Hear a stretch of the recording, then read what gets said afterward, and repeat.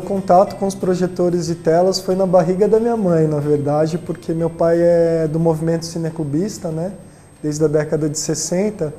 Então, mesmo quando eu era criança, eu já frequentava algumas atividades cineclubistas, né? Tem uns encontros que eles fazem nacionais, estaduais do movimento cineclubista, então eu já acompanhava os meus pais.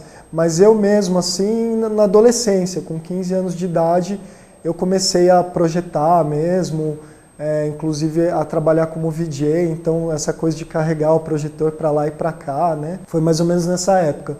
14, 15 anos eu comecei a realmente participar do movimento cineclubista e fazer alguns cursos de cinema, cursos rápidos, né? Esses cursos de uma semana, workshops e tal. O movimento cineclubista, ele nasceu no Brasil na década de 50, em meados de 50, e veio se desenvolvendo como, a princípio, o movimento cineclubista. O que é um cineclube? É um clube do cinema. Então é um momento, uma oportunidade das pessoas se reunirem para assistir filmes. Que filmes esses? Geralmente filmes que a gente não consegue ter acesso a esses filmes no cinema comercial. Então, inclusive, assim, muitos cineclubes nasceram em entidades como o SESI, consulados, né? Então os consulados sempre foram grandes fomentadores do movimento cineclubista no Brasil. Você tem o consulado alemão, que tem um acervo de filme, você tem o consulado francês, você tem instituições como a Fiocruz, que também tem esse fomento. Então sempre agregado a centros culturais e tal, mas tem esse viés de reunir pessoas para debater cinema e para debater política, mas não uma política partidária, uma política pública, de direitos públicos, de ações públicas, de ações também voltadas para a questão pedagógica também, por que não? E também, por que não, de produção. Então também essa coisa, mas é dessa forma, ele nasce naturalmente, assim. Em escolas, igrejas também. Na verdade, no Brasil, até antes dos consulados, os grandes cineclubes nasceram em escolas. E um desses cineclubes também, que é um dos primeiros cineclubes do Brasil, se não o primeiro, que nasceu em Rio Claro, ele nasceu dentro da associação de um sindicato dos ferroviários. Então, os ferroviários se reuniam num sindicato, né, na época de Getúlio Vargas, e eles passaram, então, eles tinham um projetor, mesmo a carvão, né? A luz do projetor, ela era a carvão, um projetor muito antigo, ele ainda existe, esse projetor. Então, também, através dos sindicatos e associações, né, de bairro, igrejas, tudo isso acaba criando esses grupos que passam, pessoas que gostam de cinema, que gostam de fotografia, que gostam de cultura, de arte, se reúnem para assistir filme. Mas eu preciso de uma mulher corajosa na plateia. Eu sou corajoso! Eu sou corajoso! Outro dia eu botei 4 homens pra correr! Pra correr de você? Não, pra correr atrás de mim! Em 2004, é interessante essa pergunta, porque em 2004 houve a rearticulação do movimento cineclubista, né? O movimento cineclubista no tempo da ditadura foi muito perseguido, tinha um viés muito político por conta que era um espaço de debate, né? Então foi muito perseguido. E depois teve na década de 80 também teve um movimento muito forte com o projeto Intercine, que começou em São Paulo. Inclusive foi no ano que eu nasci, em 82, 84, 86, foi essa época que era de interiorização do cinema.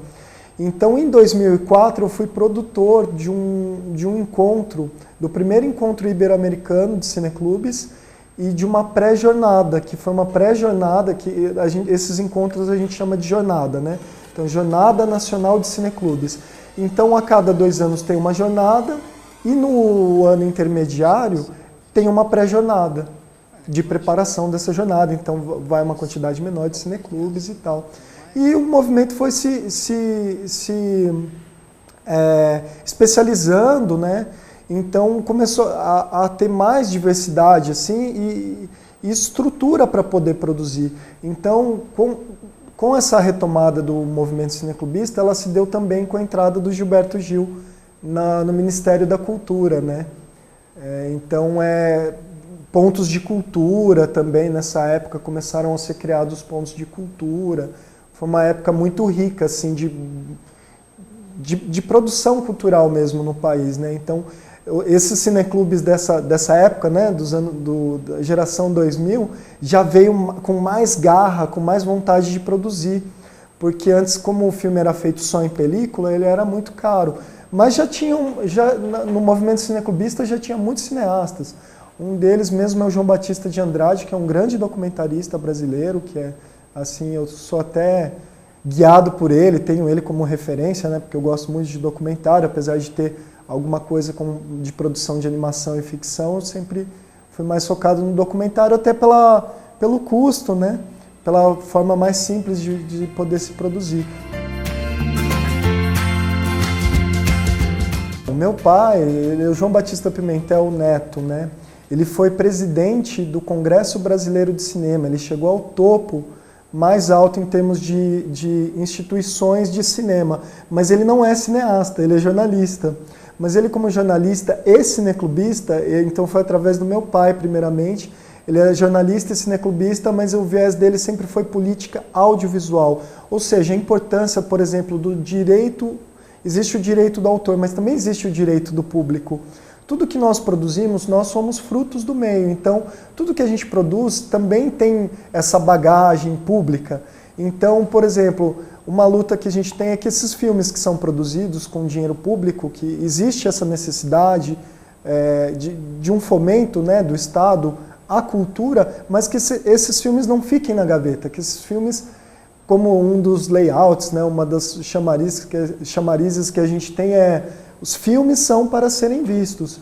Então começou a se produzir muitos documentários, muitos curtas-metragens e até longas-metragens, mas infelizmente não tem espaço no cinema comercial. Então só através do cineclube e através dos festivais de cinema, os pequenos e médios festivais, é que a gente tem espaço na tela, né?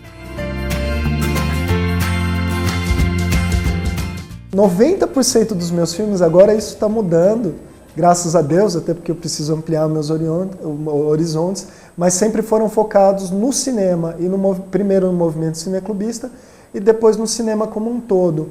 Então eu comecei o primeiro curta-metragem assim, que eu lembro que eu fiz foi sobre a primeira jornada de rearticulação, essa de 2004, um curta que a gente fez sobre a pré-jornada de cineclubes. Tem também um curta que é sobre o Ibero-Americano, o primeiro Ibero-Americano de cineclubes. Então eu comecei a militar no movimento cineclubista, não ser apenas mais um filho de um cineclubista, mas ser um cineclubista. Então eu comecei a produzir muitos documentários sobre o movimento cineclubista. E com o tempo eu comecei a ter acesso a muitos cineastas, porque existem muitos roteiristas, muitos documentaristas, inclusive o pessoal do cinemão, né, que a gente chama aqui no Brasil, que são os filmes mais sofisticados, que tem mais recurso, muitos vieram do movimento cineclubista. Então, existem faculdades muito boas aqui no Brasil, a gente tem a USP, temos a FAAP, temos faculdade também em Fortaleza, né, em outros estados, né? Inclusive aqui no Rio, em Niterói, tem uma faculdade boa, mas são pouquíssimas. Então o movimento cineclubista sempre foi uma grande escola de cinema.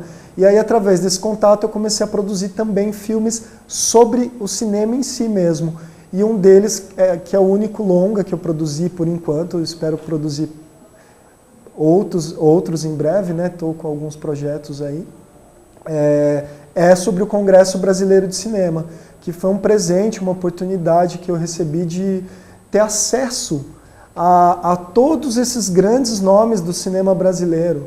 Grandes nomes, não só dos diretores, mas também de quem está atrás da câmera, os fotógrafos, os roteiristas, os animadores, o pessoal do cinema comercial, né, filme publicitário, o pessoal da TV, o pessoal da infraestrutura, né, Dona Edna Fuji, que é uma grande mestra para mim, que está sempre me apoiando também, que era dona da Quanta Studios, que é a maior empresa de locação de infraestrutura de cinema no Brasil.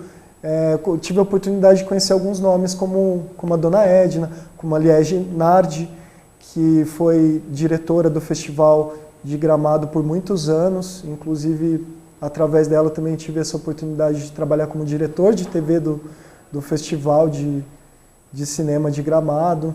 Então, realmente, o cineclubismo foi uma grande escola para mim e continua sendo. Cinema, cinema, cinema, cinema. Cinema, cinema, cinema, cinema.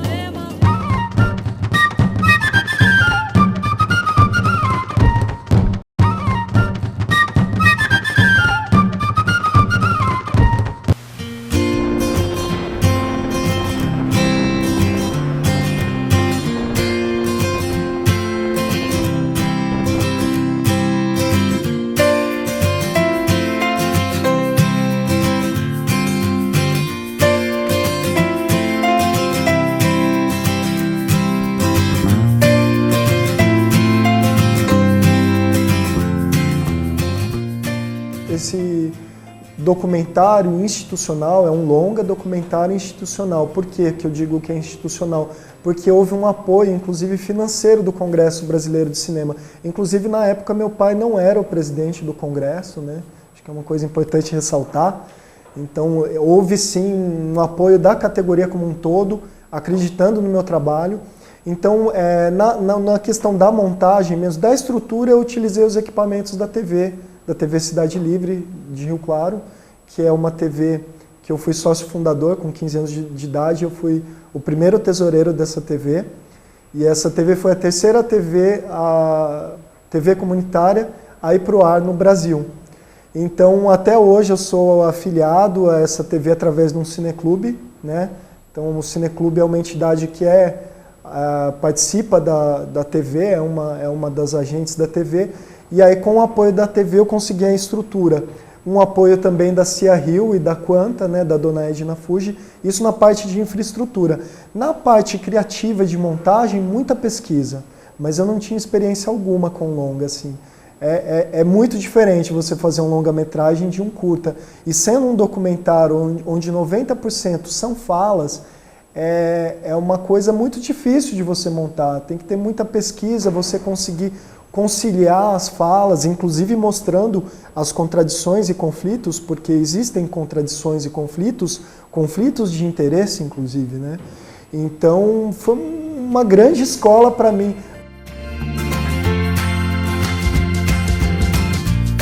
A minha motivação foi porque eu sou apaixonado por arte e cultura, né? E também pelo meio ambiente, por comunicação em geral, né? Filho de jornalista. Então, o cinema é muito interessante, o audiovisual como um todo, principalmente o cinema e a TV, são veículos muito interessantes, porque dentro dele você coloca teatro, dentro dele você coloca artes plásticas, dentro dele você consegue integrar música, literatura, meio ambiente, até outras atividades, né? Então, assim, ele é uma arte muito integrada, né? Então, isso foi uma grande motivação. Eu, quando tinha 15 anos, nessa época que eu fui primeiro tesoureiro da TV Cidade Livre, em Rio Claro, eu tive a oportunidade de ter um grande mestre, que é o Walter Kaira, que é um cineasta que é focado em filme publicitário. Então, ele que lançou a Fiat no Brasil, ele também trabalhou muitos anos com a Coca-Cola. Agora, o trabalho que eu comento que todo mundo conhece, todo mundo lembra, é do Salsichinha da Cofap, os cachorrinhos, para lá e para cá, é dele essa história. E ele, na época, estava produzindo um filme também sobre a Dona Irã Barbosa, e eu tive a oportunidade de fazer esse curso. Eu já era cineclubista, já estava envolvido com TV e tal, e aí eu falei, não, esse é o caminho que eu quero seguir, o caminho do cinema, o caminho das artes visuais, né, que hoje é mais integrado, tem YouTube, tem outras plataformas, né, TV comunitárias, TVs institucionais, educativas. Tem uma curiosidade muito interessante do meu filme, do Cultura é a Mãe, que foi um documentário que eu produzi com o Gilberto Gil, ministro. Eu fiz com uma câmera emprestada. Então, quando eu comecei a trabalhar com audiovisual, eu não tinha equipamento. Meu primeiro equipamento foi um computador, um bom computador, um Pentium 4 que eu comprei na época, assim, bem robusto, mas eu não tinha softwares, eu não tinha assim muito conhecimento. E eu fui na marra mesmo, sabe? E na TV também tive essa oportunidade de começar na TV. A TV também começou de forma muito modesta, muito simples. Começamos com um computador, uma câmera. Hoje a TV tem painel de sala de controle, mesas e mesas de corte, várias câmeras assim, 4K, sabe? Tem uma estrutura muito legal. Mas então eu comecei dessa forma mesmo, empresta a câmera de um, pega cabo com o outro. E aí comecei a produzir os curtas, né? Os curtas do movimento cineclubista, né? Eu lembro muito desses primeiros curtas que eu produzi, tem um outro também, que também tem o Gilberto Gil e vários artistas, que é o Depoimento Cineclubista. Esse, assim, que foi um pouco depois da pré-jornada nacional de cineclubes, eu considero que foi o primeiro filme mesmo que eu fiz, que também foi com uma câmera emprestada, mas aí já com uma câmera cara, com uma câmera profissional, de um artista plástico que chama-se Aguilar. Ele é bem conhecido aqui no Brasil, ele também era tropicalista, também trabalhou no Ministério da Cultura, na Funarte, e ele me emprestou a câmera dele para produzir o Depoimento Cineclubista. Então aí durante alguns eventos que eu participava, da área de cultura, não só da área de cinema, eu tive a oportunidade de entrevistar algumas pessoas, entre elas o Gilberto Gil. O primeiro festival que eu participei por mais tempo, foi o Festival Internacional de Atibaia do Audiovisual, que era um festival que infelizmente agora há 2 anos ele não está mais em atividade, mas era um festival de curtas-metragens que reunia vários festivais do Brasil inteiro. Para você participar desse festival, você tinha que ganhar como melhor filme, como melhor curta-metragem, seja em película ou digital, em outro festival. E esses festivais, esse outro festival era o Festival de Gramado, Festival de Brasília, Guarnicê.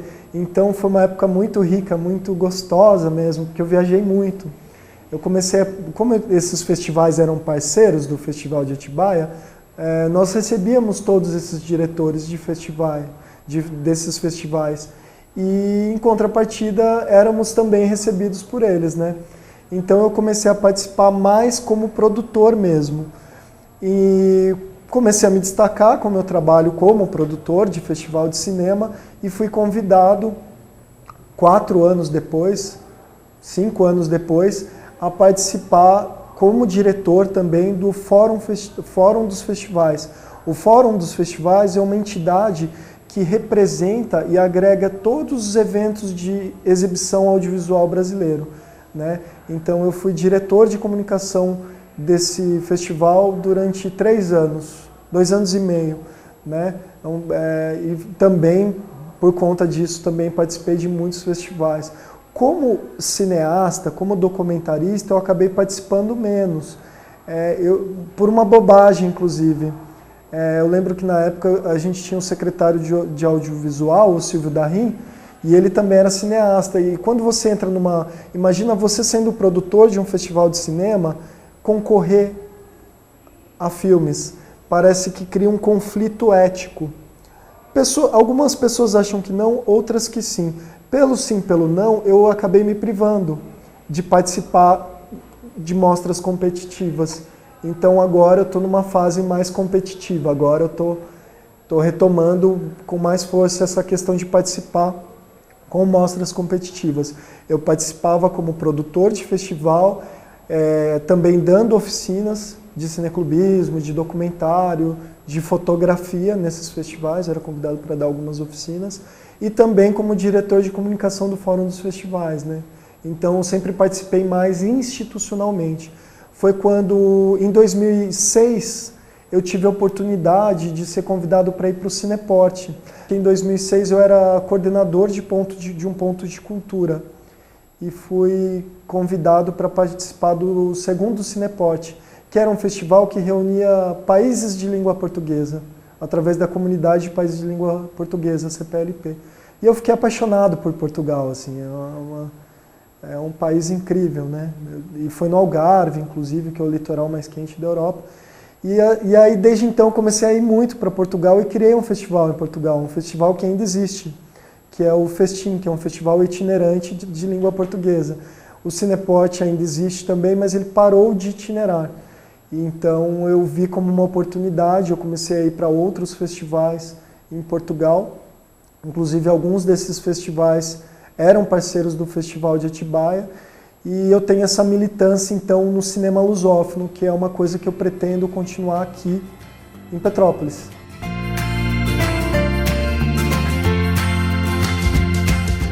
O Gilberto Gil foi convidado pelo Lula, então presidente da República, para assumir o Ministério da Cultura. E eu militei muitos anos no PV, eu também desde os 16 anos milito no PV, ele era do PV na época, meu pai também era secretário de Cultura e ele fez um fórum cultural, que era um evento pré-Fórum Mundial de Cultura, né? E nesse evento, que se chamava inclusive Cultura é a Mãe, foi um nome que a gente bolou lá e tal, o Gilberto Gil, depois de estar numa mesa com absurdamente, assim, acho que mais de 20 pessoas na mesa, uma coisa, nunca vi uma mesa daquele tamanho, não existe isso. Todo mundo discursou, falou, quando chegou a hora dele, ele saiu da posição dele de ministro e lembrou que ele era artista. E aí ele começa a fazer uma comparação da cultura, dessa cultura, quem é essa cultura, né? E falar das sensações que ele tinha de conforto e desconforto. E é muito interessante essa reflexão dele, porque a vida é assim, ela é feita de confortos e desconfortos. Você está aqui, de repente, conversando e o computador está atrás de você e ele apaga. Mas não é para ele apagar. Então a vida é assim. Tem momentos de conforto e desconforto. Nem tudo na vida sai como programado. E esse é um média-metragem, na verdade, né?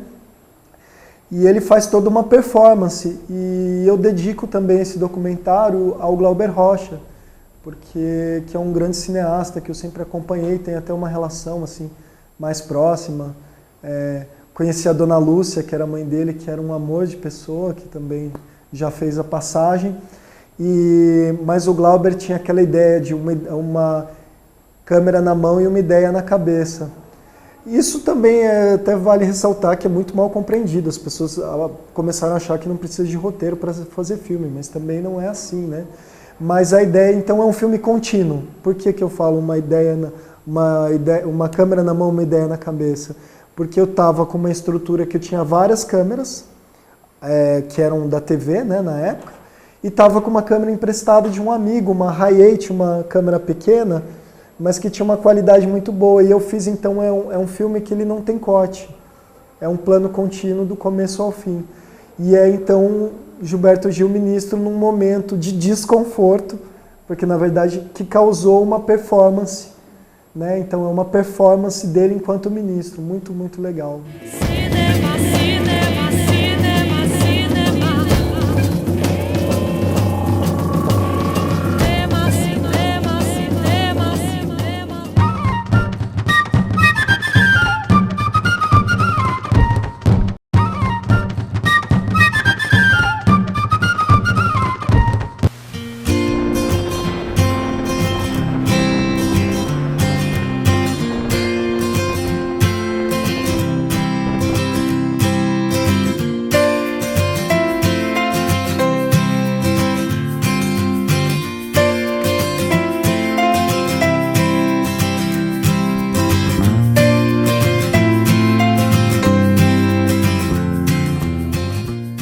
Eu acho que principalmente nesse momento que eu estou recomeçando a minha vida, que eu vim para Petrópolis e pretendo me tornar um cidadão petropolitano, ou não sei como dizer, foi fundamental para conseguir constituir esse espaço aqui do laboratório, né? Afinal, eu estou no primeiro semestre do curso de Tecnologia de Informação e Comunicação, então contribuiu sim para a minha vida, para a minha formação, não só profissional como pessoa.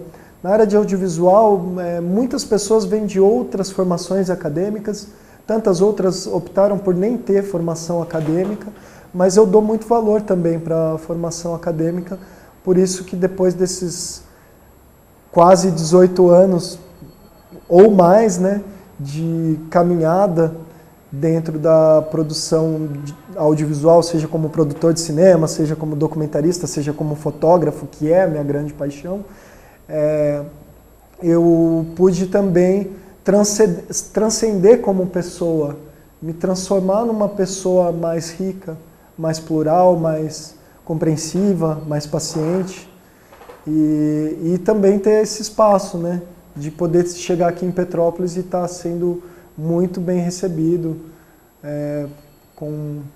tenho tido portas abertas, então conta sim, conta muito.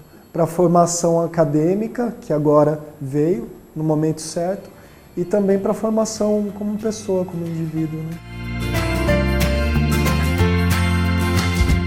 Eu vim com uma proposta no começo do ano de trazer um festival de software livre aqui, um festival latino-americano de software livre para a faculdade, por conta da minha experiência como coordenador de ponto de cultura, porque um dos viés dos pontos de cultura era produzir conteúdo midiático, mas em software livre. Então eu vim com essa proposta e um dos resultados foi a criação desse laboratório, que é o grande projeto, o carro-chefe dos outros projetos que eu já comentei, que eu tenho pretensão de desenvolver aqui.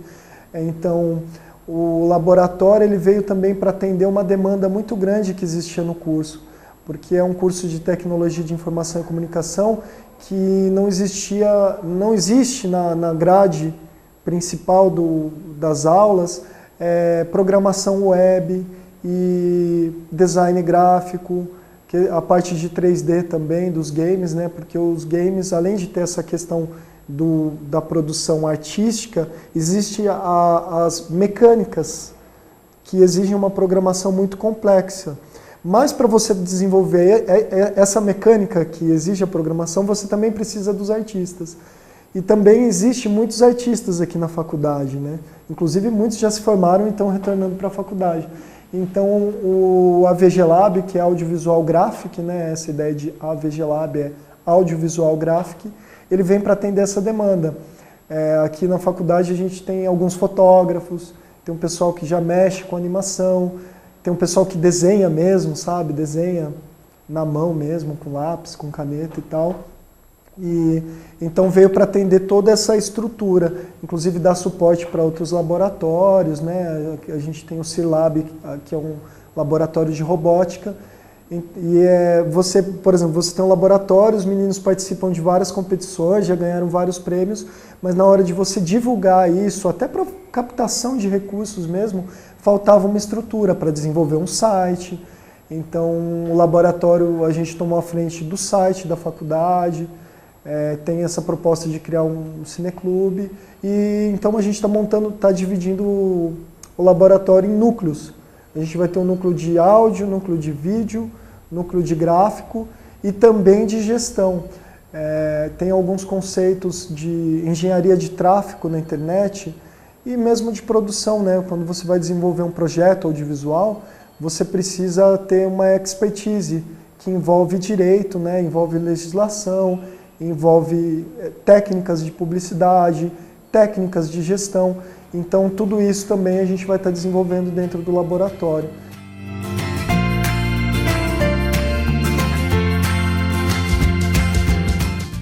O ano passado eu recebi o convite de participar de um filme que falava sobre história oral, junto a alguns alunos da Universidade Estadual de São Paulo, né, da Unesp.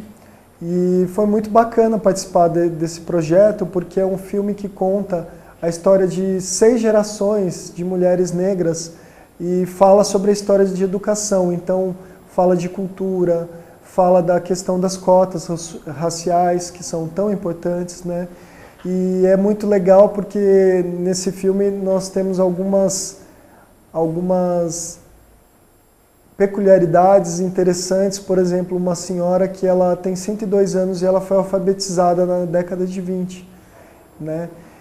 Temos outra peculiaridade durante essa pesquisa, porque um dos reitores da Unesp, ele era negro, ele foi o primeiro reitor de uma universidade pública em Rio Claro também, na cidade de Rio Claro. E a outra curiosidade mais interessante de todas é que a cidade de Rio Claro assinou a abolição alguns meses antes da abolição nacional, né? Então foi uma experiência muito bacana, assim. E nós estamos agora com um projeto inicial, temos um projeto matriz, que é a Menina e a Árvore. E ele nasceu desse livro da Roseni Corani, que é um livro que conta a história de uma menina que conversa com uma árvore. E essa árvore começa então a explicar para ela da necessidade de se plantar árvores. Então, todos os nossos projetos eles vão ter também essa preocupação com a questão da educação, seja da educação ambiental, seja da atividade cívica, da educação cívica das pessoas, né? Então, até os nossos jogos, que a gente começou já a produzir alguma coisa, todos têm esse caminho voltado para a educação, né? E a Roseni Corani é uma grande escritora, que é daqui da cidade. Quem não conhece, vale a pena conhecer os trabalhos da Roseni, uma grande escritora. Ela escreve para crianças, escreve também para adolescentes e tem os romances para adultos. E ela, além de ser aqui da cidade, ela mora na Alemanha, então isso para a gente também é muito bom para dar uma visibilidade internacional para o laboratório, né? Ela também é proprietária da Arpad, que é uma editora, ela tem a própria editora. Isso facilita muito a ideia dos nossos projetos, de até produzir crowdfunding. Existe um termo que chama-se mix de recompensas, onde as pessoas que apoiam os projetos nessas vaquinhas online, elas recebem alguma coisa em troca. Então, dentro do mix de recompensa da Menina e a Árvore, com certeza vocês vão receber um livro desse aqui, quem apoiar o projeto, e vai receber em casa também algumas sementinhas para plantar árvore. Uma das coisas também nesse projeto é quem apoiar o projeto vai estar adotando o plantio de árvores, né? A gente tem alguns parceiros, vale também ressaltar os escoteiros, a gente tem um grupo de escoteiros aqui na FAETERJ, e eles são parceiros também nossos, então nessa parte ambiental a gente vai estar produzindo.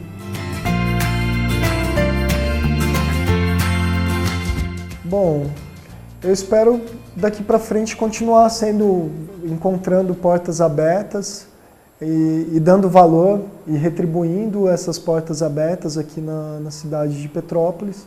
Então, o ano que vem, se Deus quiser e Ele quer, teremos o segundo Flisol em Petrópolis e outros projetos de exibição de filmes, o Cineclube atuando, em parceria aqui na cidade também existe um curso de audiovisual para o pessoal do colegial, num colégio do estado, num colégio Dom Pedro, que também são parceiros nossos, né? O pessoal da Mostra do Audiovisual de Petrópolis. E quem sabe por que não uma cadeira na Film Commission na próxima eleição.